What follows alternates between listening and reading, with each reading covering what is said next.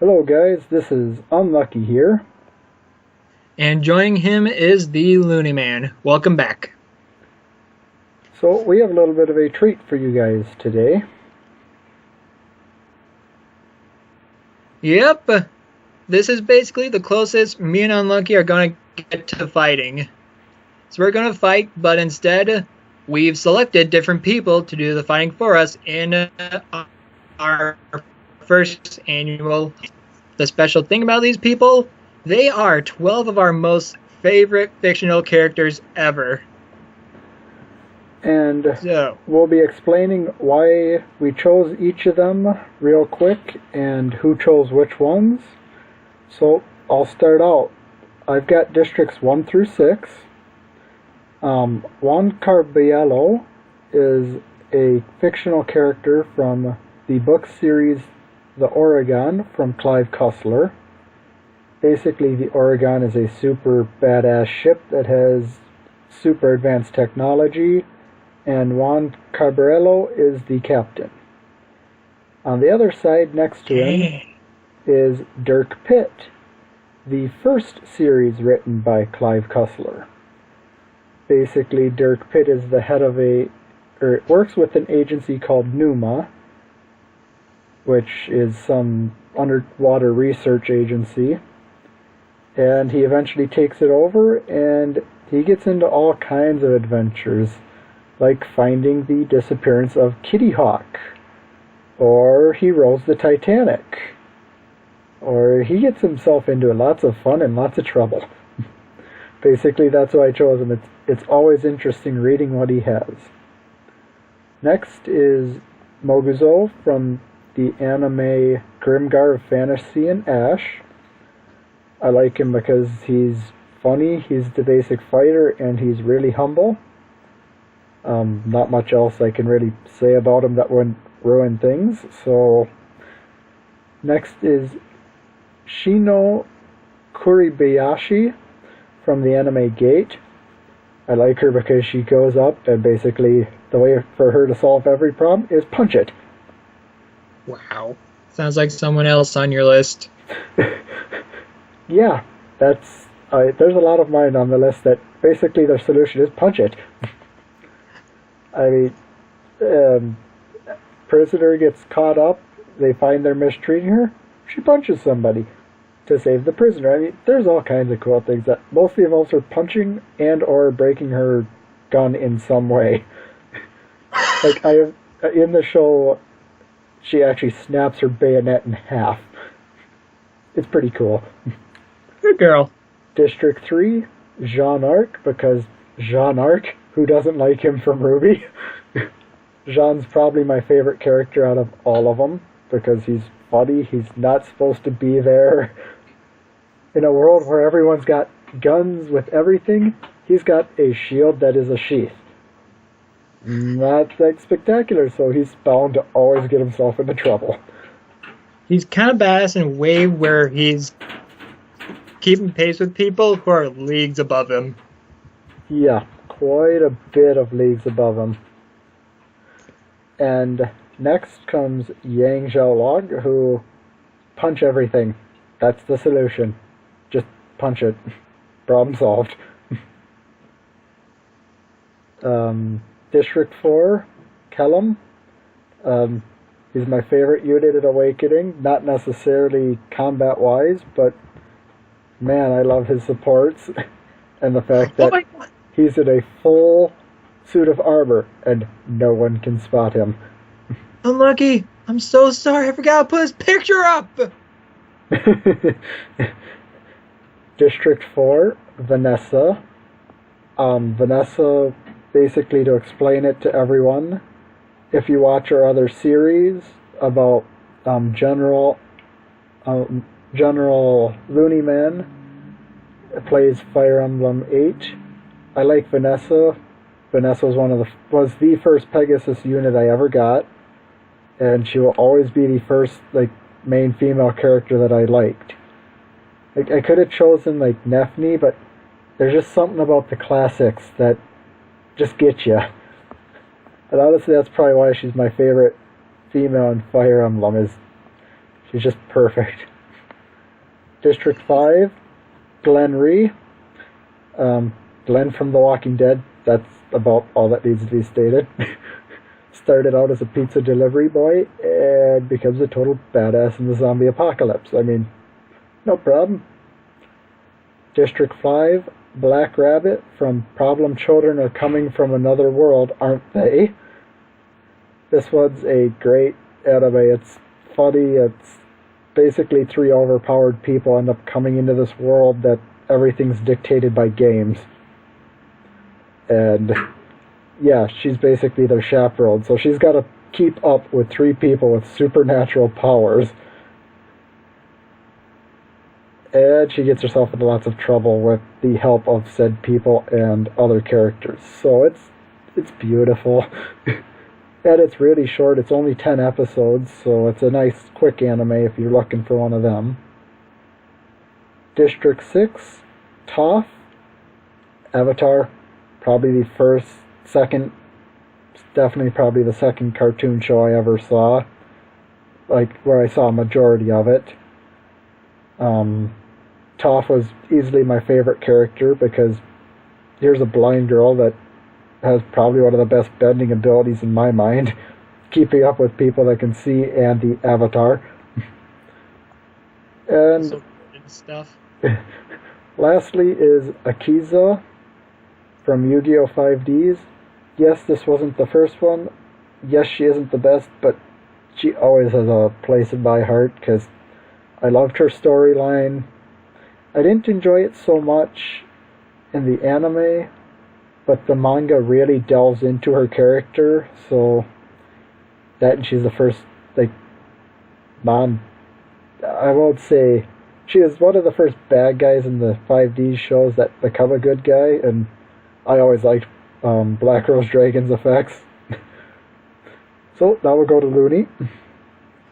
Alright, so I guess I forgot to mention this. We're basically doing this to show you our interests outside of Fire Emblem, even though a good chunk are Fire Emblem characters. This is what else we're into, so well, only a third is Fire Emblem characters, so... Oh, really? I put like a sixth. Crap. Well, 4 out of 24. Right, so, yeah, it would be a sixth. It's a third for each of us. Yep. So, representing Southside in District 7, we have Professor Herschel Layton. He's my absolute favorite character. He is a professor of archaeology, but he's also a master puzzle solver. And he gets himself wrapped up in these just odd cases where his puzzle solving skills can solve them. Like, he had solved the mystery behind a box that killed 24 people who opened said box. He traveled back to the future and debunked that, why this was all wrong. Stopped a mobile fortress from destroying all of London. He's also British, so he's just my absolute favorite and is a great role model to follow. Alongside of him is my favorite fictional female character of all time, Aqua from the Kingdom Hearts series.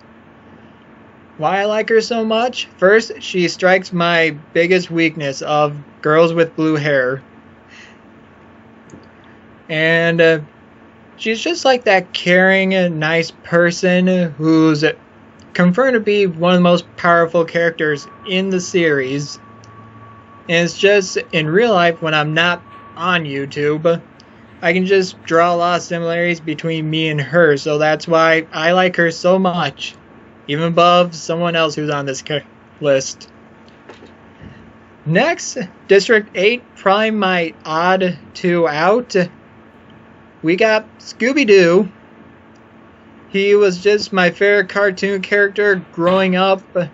I loved watching him solve mysteries. That's one of my biggest favorite genres of all time. He was just a lovable guy, and this is coming from someone who actually has a small fear of dogs. And don't forget all the trouble he got into. Yeah, that was super hilarious. I honestly look a lot like Shaggy, so it was just a fun time with Scooby.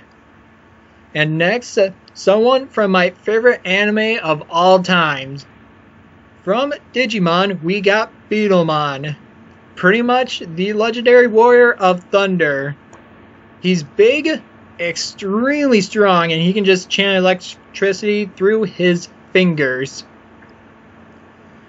His character, the human that turns into him, JP, I really liked. He was the funny, lovable guy who was like the substitute leader whenever the other leaders went off. So it was fun to see this guy. He's one of my favorite Digimon, which is saying a bunch because there's a bunch of them. Like way more than Pokemon. Next is District Star Wars. We have Revan. Revan is my favorite character from the Star Wars series.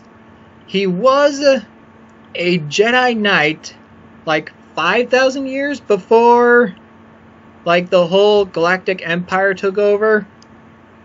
He was a Jedi Knight, fought in the Mandalorian Wars, you know, the Mandalorians, the race of people who are specifically warriors who fight for the fun of battle.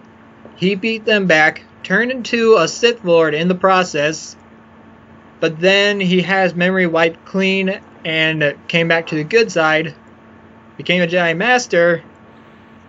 Depending on what you did in the game, he would once again become a Sith Lord or stay as a Jedi Master. He's just so cool that way because he's a very dynamic character from a long time ago in a galaxy far away. And with him is probably one of his best friends, his assassination droid, HK-47. Unlucky, I'm pretty sure you love HK-47. He's an assassin droid, so he obviously goes out and kills people. In the game he's from, he tells Revan about some of his kills, trying to regain his memories. It's kind of morbid to say that it's funny, but they actually kind of are. Like, this one dude died stabbing a pen into HK, and he hit a wire and electrocuted himself. He's just a fun character that can really grow on you, especially when he refers to everyone as meatbags. District Fire Emblem. We got Robin. Fire Emblem Awakening was my first game, so Robin was my first ever Fire Emblem character. I loved him from the start. He's a great tactician, and he had some pretty good moments in Awakening, where you come to consider, is he more of the main character than Chrom, even though he's technically the sidekick. And then we got Katria, another person striking my weakness of blue-haired girls. Definitely my favorite Fire Emblem female character because, like myself, she's a middle sibling. Middle siblings have to stick together. I can relate to her the best as well with trying to buffer between the older and younger siblings. I swear my siblings, myself, are carbon copies of Paula and Est as well. Gosh dang Est. And I find her the most attractive, and yeah, there's not really a lot to say. She holds a special place in my heart. District 11, Yang is also one of my favorite Ruby characters, but Unlucky already took her. So my second best is Neo, the short midget girl who actually beat Yang in a fight, so hopefully she does that here. Well, she does have a pretty much indestructible umbrella, so... Yep. She basically has illusion superpowers, which is pretty useful. I love her fighting style. That's when I fell in love with her during her battle with Yang. Just her style, like, in your face, totally taking control. I'm not hurting you that much. You can't hit me. Then all of a sudden, you're knocked out. That's just pretty amazing. And I'm happy to see the series of her coming pretty soon. So excited. Next, we got Weiss Schnee. So, she's somewhere on my favorite list of RWBY characters because she's a middle sibling as well. We gotta stick together. And if you look at her character, she's come so far. Like, I would have strangled Volume 1 Weiss in an instance. Now when I look at Volume 5, I just can't believe she's the same person. She's really come far throughout the years, and I'm happy to see that. District 12, we got Urza Scarlet. I watched a quarter of Fairy Tail. I need to watch the rest of it, but Urza still stands as one of my favorite characters from that series. Just kind of a no-nonsense attitude. Well, Fairy Tail is kind of a funny show, but she's the most no-nonsense. I like her magic abilities, carrying an arsenal at her very fingertips. And she's pretty cool. I like how she's just the strong-willed person out of everyone. And then, to be fair, if you've seen a quarter of Fairy Tail, you've seen all of Fairy Tail. Oh, really? Well, it starts to follow the same cut and paste strategy for every season. Main team gets stomped, main team trains, eventually they overcome said bad guy, repeat. Yeah, but I've watched all seasons of Digimon like 10 times over. Alright, next is Yumi, and she's here because of a funny story. So me and Unlucky and a few friends, we play Pathfinders. It's basically D&D, but the rules are more flexible. You can do more of what you want. Now, Unlucky is our dungeon master, and he based a campaign right off of the Grimgar anime. And I didn't know anything about it, and I accidentally made my character almost exactly like Yume. The only difference was the gender. Yeah, the gender. I did not play as a female this campaign. They were both hunters. They used bows. They both sucked with the bows. They almost killed their teammates with the bows. They're way better in close combat, even though that's not what they're supposed to do. So that's why she's on this list, because hilariously, me, without knowing anything about Grimgar, until I watched a few episodes, didn't know anything about it, accidentally copied one of the characters. So that's pretty much us outside of Fire Emblem. Gosh dang it, this video is going to be long. Sorry about that, audience. Alright, so I think I have to hit which button? Scroll down. Oh, it's down. Proceed. So who narrates, you or me? I might as well narrate. Okay. As the tributes stand on their podiums, the horn sounds. Brrr. Akiza runs away. Beetlemon gathers as much food as he can. Neo scares Professor Layton away. Yeah, mutes are pretty scary.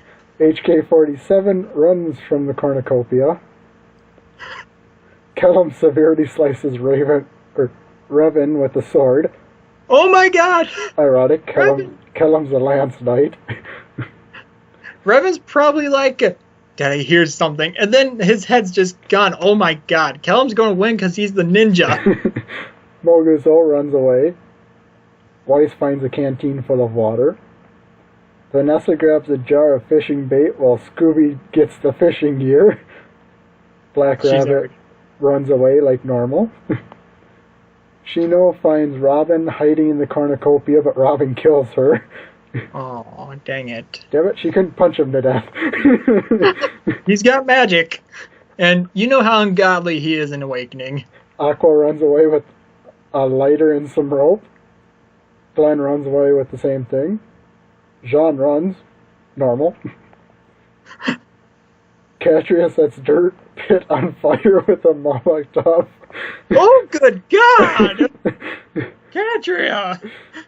Urza and Yune fight for the bag. Yume gives up and retreats. You better. Toph overpowers Juan Carbello, killing him. Well, there goes all of District 1. Outdone by a blind girl and a girl on a Pegasus. Yang takes a spear from inside the cornucopia. Wow, so really bloody first start. Day 1. Glenn stalks Black Rabbit. Scooby-Doo and Professor Layton split up and search for resources, henceforth known as clues. Yep. John chases Urza. Wow, that's an accomplishment all by himself. Way to go, John. Oh, yeah.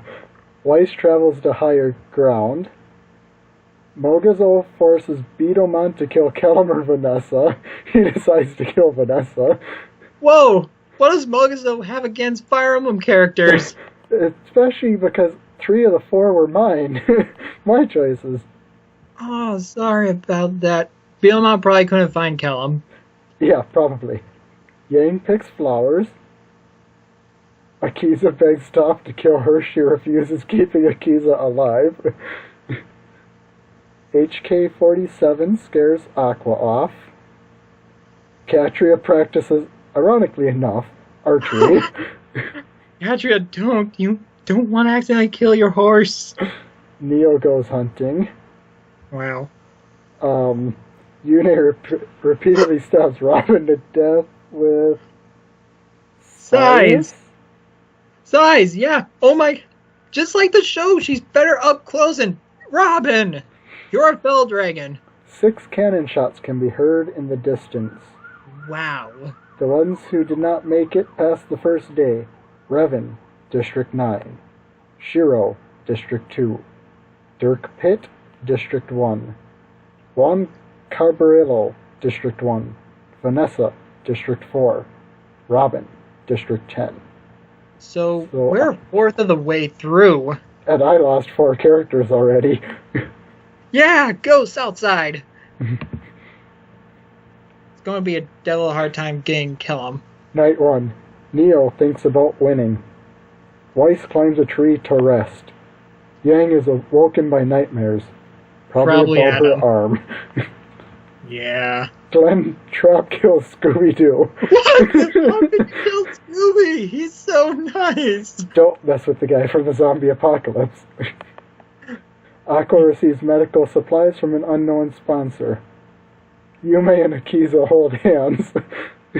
There's a ship right there. Jean Arc starts a fire. Kellum, Urza, Professor Layton, Toph, and HK-47 sleeps in shifts. Black Rabbit sets up camp for the night. Mogazo and Beetleman hold hands. After Mogazo made Beetleman kill somebody. They're in it together. They're both the big, strong dudes. Katria receives medical supplies. Oh my god. That's funny. Day 2. Professor Layton receives medical supplies. HK-47, Akiza, and Black Rabbit hunt for other tributes. Beetleman constructs a shack. Weiss injures herself. She does that bunch. Jean hunts for other tributes. Yang sprains her ankle while running from Kellum. Wait, did she actually see Kellum? No, she probably hears the rustling. Yeah. Toph accidentally detonates a landmine while trying to arm it. What do you expect from a blind person? Oh my god. Mogazo makes a wooden spear. Yume, Urza, Katria, Aqua, and Glenn hunt for other tributes. Neo attempts to climb a tree but falls to her death. Wait. Outdone by Mother Nature. Again. You have an umbrella, girl! 3 cannon shots can be heard in the distance. Scooby-Doo, District 8. Toph, District 6. Neo, District 11. It is now 4. You've lost 4. I've lost 5. Wow. Night 2. Those deaths. Mogazo sets up camp. HK-47 is unable to start a fire and sleeps without warmth. He's a robot. What does it matter? I don't think that's going to be a problem. He probably wants to set the whole forest on fire. Yume screams for help. Aqua, Glenn, and Beetleman start fighting, but Gwen runs away as Aqua kills Beetleman. Holy crap! Aqua! Dude, that is like a big victory! Of course, you probably would have been like the few people who could kill Beetleman. Professor Layton receives clean water. Black Rabbit climbs a tree to rest. Yang receives explosives. Urza attempts to start a fire, but is unsuccessful. Jean Arc still questions his sanity. You're already here, you're beyond that point. Kellum, Akiza, and Weiss cheerfully sing songs. Now that's a combo. Well, Weiss is a pretty good singer. Katria receives explosives. Is Akiza a good singer or something? Well, she's a psychic, so that's about all I know about her, really. I'm not sure about a singer. Katria and Glenn hunt for other tributes. Jean Arc fishes. Finally. Black Rabbit strangles Akiza after engaging in a fist fight. Ironic, neither of them two seem like fist fighters. Yeah, but it was time to duel. Professor Layton diverts Yume's attention and runs away. HK-47 sees smoke in the distance, but decides not to investigate. Come on, kill those meatbags. Urza discovers a river. Aqua travels to higher ground. Mozuso practices archery. If you see Yume, you should tell her to do that too. Weiss also discovers a river. Yang questions her sanity. What's with the Ruby people? They're all questioning stuff. Kevin is pricked by thorns while picking berries. Wow, pretty uneventful day. Do we have any dead people? 2. Bidomon and Akiza. Yeah, We each lost 1, so I've lost half my characters already. You've lost 5 out of 5. Which could easily, switch around in a moment's notice. Night 3. Mogizo, Weiss, and Yume discuss the games and what might happen in the morning. Professor Layton stays awake all night. Professor Waken. Yang, Aqua, Katria, and Urza sleep in shifts. Now, I don't want to sound like that kind of guy, but that is definitely a slumber party I want to be a part of. Yeah. Jean Arc, Black Rabbit, Callum, and Glenn sleep in shifts. Everyone's sleeping except for Professor Waketon. At HK-47, he loses sight of where he is. So he gets lost. HK! Weiss tries to spear fish with a trident. Urza receives fresh food. Black Rabbit is pricked by thorns while picking berries. Professor Layton fishes. Yang discovers a cave. Aqua collects fruit from a tree. Mogizo severely injures Jean Arc and puts him out of his misery. Oh! Well, he was going insane, so... And it would be like Mogizo to severely injure someone. HK-47 receives an explosive. Katria falls into a frozen lake and drowns. How? How? You have a winged horse! How do you fall into a lake and drown? Kellum spears Glenn in the abdomen. Oh, poor Glenn, always going out in painful ways. Yume discovers a river. Don't worry, Glenn never saw him coming. Jean Arc, District 3. Katria, District 10. Glenn, District 5. So you're at half your people, and I'm at a third of my people left. Oh, way to go, Southside. Don't worry, I like a lot of your people. Aqua looks at the night sky. Weiss begs, like he always does. Weiss begs for Black Rabbit to kill her. She refuses, keeping Weiss alive. Professor Layton thinks about home. Don't worry, it's probably still raining in London. Boy, HK-47's receiving a lot of packages. And that's the dangerous part. He's going to get a lot of stuff, and he's just going to murder everyone. Thing is, he's still lost. Oh, yeah. And everyone else sleeps in shifts. So Yang, Urza, Mogizo, Yume, and Kellum. You know, I bet Mogizo and Kellum will make awesome friends. HK-47 and Urza hunt for other tributes. Yang collects fruit from a tree. Layton questions his sanity. No, don't! Don't! Your brain is the best thing about you. Do not question your sanity. Aqua practices archery. Mogizo finds a river. Yume does not find a river. Weiss receives clean water. Black Rabbit hunts for tributes, and Kellum receives clean water. A few people have found water. Others did not.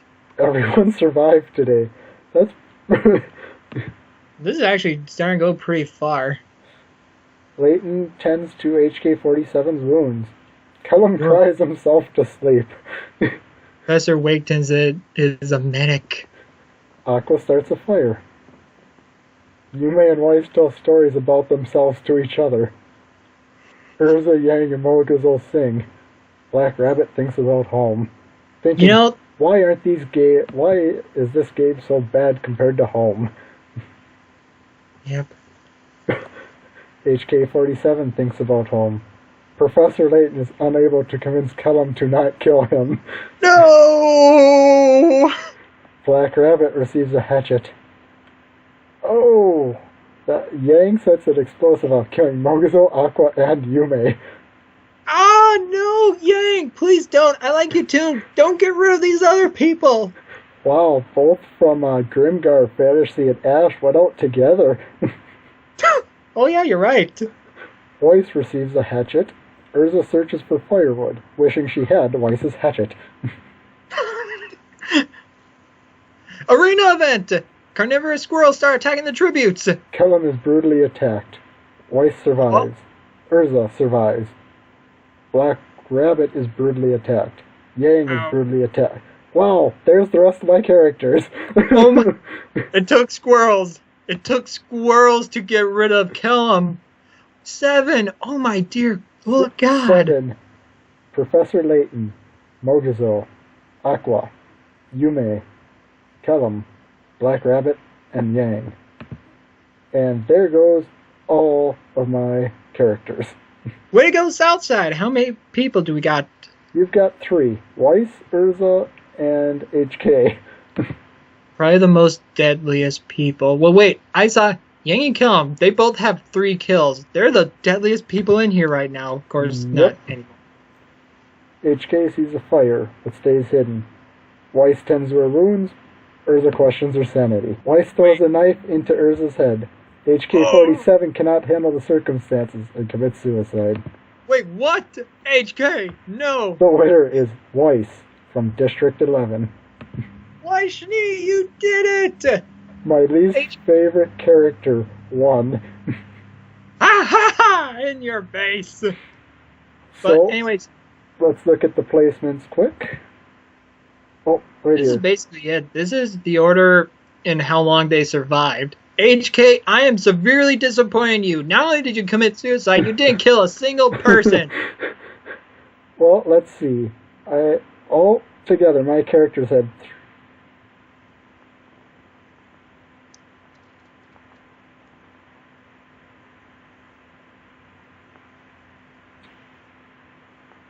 My characters had 10 kills. My characters wiped out about half the cast. Yours had... 1, 2, 3, 4, 5, 6. 6. Yours had 6. Way to go, Southside! You might not be killers, but you're survivors. Guy in last place? The Sith Lord. Revan, really? Seriously? How? Why? How and why? My God. There were a lot of insane parts, like, let's see, Kellum was the one that killed Revan. Yep. Oh, Kellum had a lot of stealth kills. Stealth kills. Just to be taken out by squirrels. No, I like that. All 3 of my characters that were remaining got took out by the squirrels.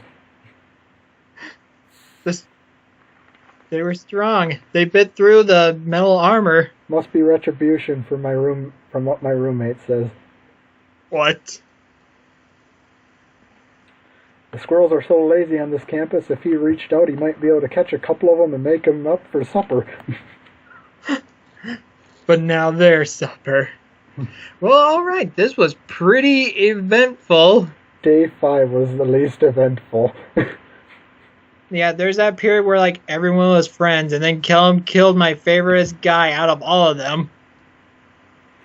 So, the overall district placements. 11 won, followed by 9, then 12, then 3, then 5, then 4, then 7, then 2, then 10, then 6, then 8, and the worst one was District 1, who both died on the first day.